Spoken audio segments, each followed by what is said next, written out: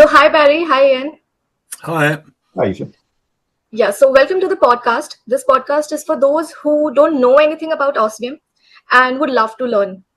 So, it's lovely to connect with you both today. So, let's start with your introductions. So, Dr. Barry, we can start with you.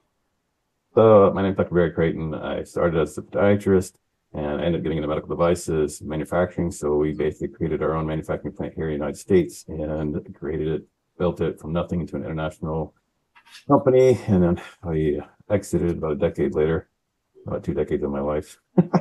And then I worked for a multi-billion-dollar company that bought us out for a few years until they sold. And since then, I've been in the startup ecosystems here locally and involved in real estate as well. And you can call me Barry. That's fine. Yeah. Okay. Yeah. So, what about you, Ian? How did you get into this? I started a precious metals business in summer 2020 and started attending different conferences to learn more, reach more public, grow the business. And at the New Orleans Investment Conference, we were exhibiting, selling precious metals. And a few booths along was the Osmium Institute. It was their second foray into the US. They had made a brief attempt before COVID, then COVID came in and sort of knocked that flat, the travel, etc. I was skeptical because it was shiny and expensive. But when I learned about its fundamental properties and its appearance, I was convinced I needed some of this osmium. So, let's talk about what diamond sparkling crystalline osmium is exactly. So diamond sparkle crystalline osmium. Actually, I'll let Ian go with this because he's senior in this and knows more about it than I do. Yeah, with Sure. your experience in the gem industry, I think you can talk about it. Okay, so osmium is the 8th precious metal. In its raw, refined form, it oxidizes readily and it's toxic. So it hasn't been suitable for the retail precious metals investor. About 52 years ago, a Swiss scientist set on a journey, which probably ended up a lot longer than he thought, to take this raw osmium and turn it into a crystalline form. So you could compare the process as similarities to creating diamonds, except that he was turning the rarest element and a precious metal into a beautiful, more than durable form. In its crystalline form, it's the only element or compound. There is no element or compound that cannot be dissolved in an acid or alkali. So he created a crystalline form of the osmium, which is completely inert, incredibly safe, but also stunningly beautiful, almost as close to 100% reflective as I think we're ever going to make anything.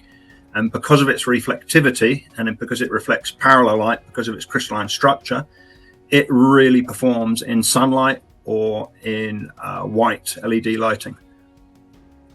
Okay, so can you explain how is diamond sparkling crystalline osmium is different from the other forms of osmium? Yeah, in the crystalline form, it's completely inert, completely safe. It's in the densest form you can get osmium. So in the raw form, it's a powder, or sometimes some people sell it in sintered beads or sintered cubes. Technically and practically, that still will oxidize because it will have nanohole particles in it, which will allow oxygen in the air. And you can see if you put some of these products on paper and leave them for a few days, you will see a brown stain starts to appear. That's the evidence of the osmium tetraoxide compound forming. And osmium tetraoxide will attack and destroy eye tissue and lung tissue. But to be clear, in the crystalline form, it is the most inert anything. There is nothing as stable.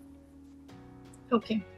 So if we talk about the history of osmium, where did osmium come from and where is it going in future? So I think, Barry, if you can talk about how you were connected with the institute and how is it going in the future?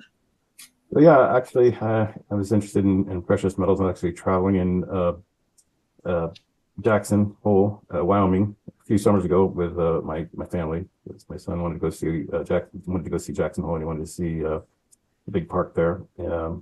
And so came into his shop and met him, and he had these crystals he was showing to me and going on about it. And so I thought it was pretty cool. Actually, what he's saying made sense to me, and I was interested enough that I bought some. And then later he invited me to try to help him with the business. And I'm started in the startup ecosystem, and what he was telling me made sense to me. There's a reason why there are a few industrial use of it. So what is that? Let me start with something. Yeah. Right.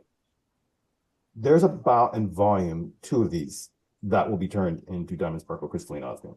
Yeah. Okay. So in the world, right, they can estimate they can mine between 1 to 2 cubic meters of it. So you can fit that in the back of a pickup truck. So I have patents, I've developed products, and I can tell you, you'd be insane to try to spend hundreds of millions of dollars developing a product and then not be able to get it, right? Or you would use it up so fast that the price would escalate so rapidly that you would put yourself out of business. So no one in their right mind is going to develop an industrial use for something that is so rare, right? And that's what attracted this initial Swiss scientist to it, because he realized how rare it was and it could be used. But that being said, there is an industrial use for it now. So you mentioned that it's rare, but how rare? Okay, so if you were to compare this, so if you would take all the mined gold in the world and stack it, you would get about a 5-story tall building, tall and wide, right? So I just compared that to how much osmium there is. So it's about 700,000. I've calculated about 700,000 times more rare than above ground gold, the diamond sparkle crystalline osmium version of osmium. Yeah. So it's exceedingly rare. It's even more rare than that, than diamonds. Typically, now that diamonds can be manufactured. And diamonds are still beautiful, but this also is far and exceedingly more rare. And so anytime it has something far more rare and the demand for it increases, the chance for it to go up increases rapidly, right? That's what the story is behind some of the cryptos, right? Like Bitcoin, because it's so rare. Yeah. So many sophisticated investors wants to know about it more, and how there are any industrial use of it and how they can get into it to use. So osmium in the raw form does have a few uses. I'll rewind right back to when it was first isolated. So it was experimented with, and it was used with tungsten as light bulb filaments because of its incredible high melting point.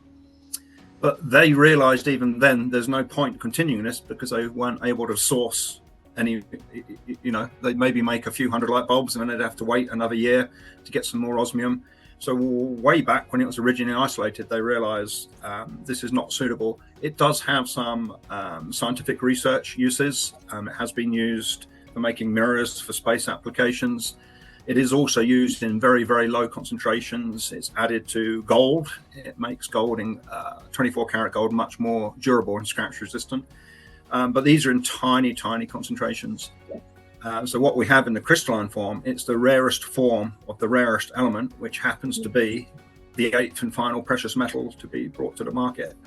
So that's a fascinating proposition. And in this crystalline form, it's a crossover. It's a precious metal, but it behaves and it looks like an incredible sparkly gem. And it has applications. So if you call jewelry an industry, that is its industrial use. It's in fine watches and fine jewelry. When you talk to a lot of investors, they understand that they are going to ask, okay, so what's this industrial use? And the reason they ask that is because there's a lot of metals out there that are far more rare than gold, that they're worth less and they're not going anything in value. Take, for example, platinum is about 10 times more rare than gold, but it's about a third the price right now, and ruthenium and there's others. And so what the difference is, and what's not understood by them that we're trying to explain and clarify is, so yes, you have something that says is very rare, right? And so the price is low, and so you have a price here, right? So you have the rarity and the price.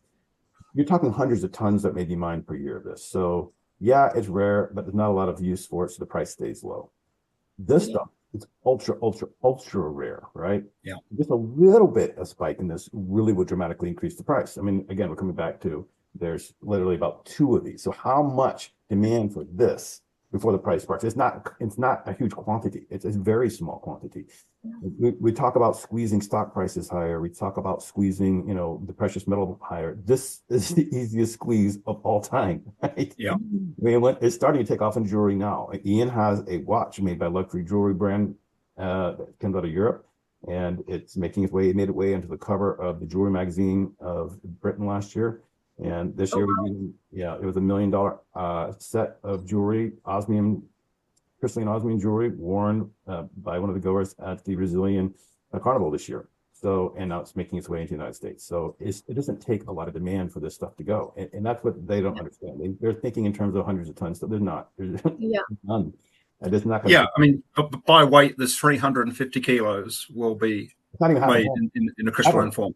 Like this is all ever that will be done per year. And that, as Barry said, that works out pretty well exactly to 2.5 basketballs or a cube with a 10-inch dimension, so a 10 by 10 by 10-inch cube. You could put it all into a treasure chest, all the mined osmium discs into a treasure chest, and that would be the most valuable treasure chest on the face of the planet. So the crystalline form is just the 2 basketballs. Yeah, 2.5 would be 2.5 if it was completely packed in tight with no spaces. Right. Yeah. So it's not a lot of product. I mean, I don't know if the light will catch it. There is it does. It's beautiful. Crystalline osmium watch face. You really need to see it in sunlight to really catch the dramatic sparkle. It's the only precious metal that has beautiful blues in that reflection.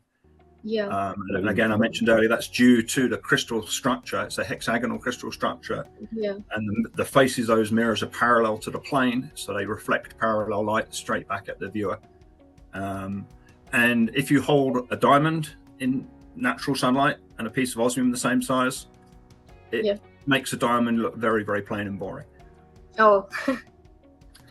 So the sparkle is that much? Yes. Yeah, and you can see it for a greater distance, about 3 times the distance, a similar sized piece of osmium to a similar sized diamond in daylight. If you can see the diamond at 10 feet, you'll be able to you'll see the sparkly osmium at 30 feet. Oh. So could you say that the diamond sparkling crystalline osmium is something we can compare to Bitcoin or crypto in terms of investment purposes? Except yes, except there's a lot of Bitcoin. Yeah. And what's it trading at? Around $80,000, and there's going to be 20,000 of them. There's a lot of Bitcoin. The crystalline osmium market is so small compared to the Bitcoin market.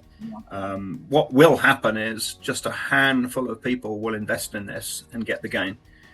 This is not a hard sell. Not many people will be able to buy this.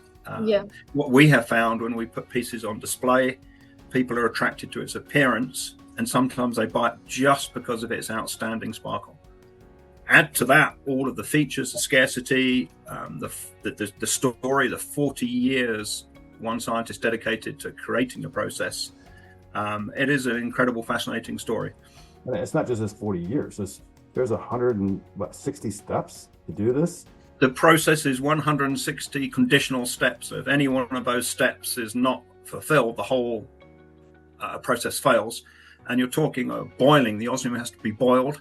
After it's cleaned to an atomic level to get it, but I think between 9 nines fine and 11 nines fine. So that's 299.79s pure, because the slightest impurity will mess up the crystallization process and you won't get an even crystallization. And then it is boiled, so it's taken to over 9,000 Fahrenheit. So I think that's similar to the temperature of the face of the sun. And all this has to be done in an environment where you can't have contamination as well. There are other forms of osmium, right? But the cost to create this stuff from an industrial standpoint is so much higher that, some people will say, well, the regular osmium is less expensive. Well, I'll say, yeah, but, a Ford Fiesta is cheaper than a Ferrari. and you won't get a fine Swiss watch manufacturer will only use the Osmium Institute's crystalline osmium because it's the only company that's managed to get to this level of uniformity of height of crystal structure. We call that quality. Yeah. So I would say this is amazing to learn so much about osmium from you two. But I think I still have a lot of questions around the topic, and it would be lovely if we can connect for another podcast where we cover some other questions about what osmium offers in the future and what's the future of osmium and the jewelry in the coming years. Yeah, it'd be great. Yeah. Yeah, thank you.